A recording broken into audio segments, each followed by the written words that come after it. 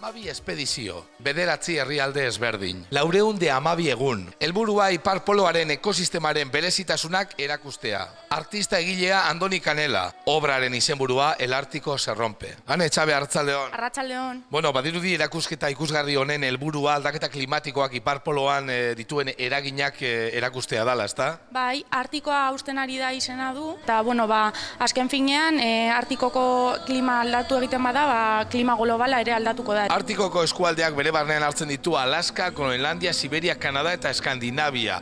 4 milioi gizabanako baino gehiago bizi da bertan eta 15 hizkuntza baino gehiago praktikatzen dira. Erakusketa 4 modulo garrantzitsutan banatzen da. Lehenengoa klima artikoa dugu, Artikoa non dagoen eta bertako berezitasunak ezagutuko ditugu. Uda eta neguaren artean 60 gradu sentigraduko aldea egon daitekela, 6 hilabete egun eta 6 hilabete gaua dela, eta zelan izotz geruza pizkanaka murrizten doan. Zer gertatzen da ipar poloko izotz geruzakin? Bueno, maketa honetan ikus dezakegu gaur egungo izotzaren geruza hau dela, 2,5 metroko lodiera du, eta holan jarraituz gero, 2053ako predikzioak hauek izango dira, ez?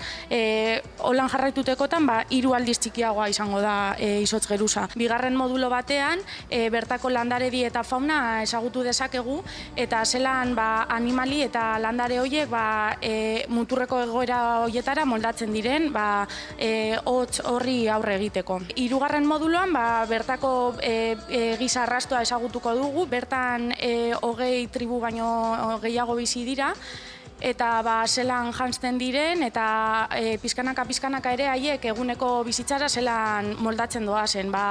Dagoeneko GPS-ak erabiltzen dituzte, eta haien hizkuntzak eta eskulanak gaur ere egiten jarraitzen dituzte. Azkenik, 4. moduloan aurora borealak ezagutuko ditugu. Zeruan agertzen diren kolore miresgarri horiek bertan bizitzeko badugu kapsula bat, eta oso ikusgarria da.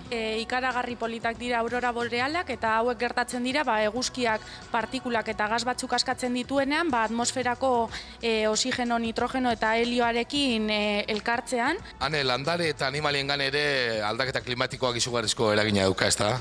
Bai, Artikoan gaur egun bizirauten dute munduko planetako gainontzeko lekuetan desagertu diren animali eta landareak, eta haien elikadura desagertzen baldin bada, haiek ere desagertuko dira. Adibidez, hartz zuria itsas txakurrarekin elikatzen da, baina itsas txakurra desagertzekotan hartz zuria ere desagertu egingo da. Ekainaren 22 arte hemen izango gara Barakaldon animatu eta etorri zaitezte erakusketa zoragarri hau ikustera.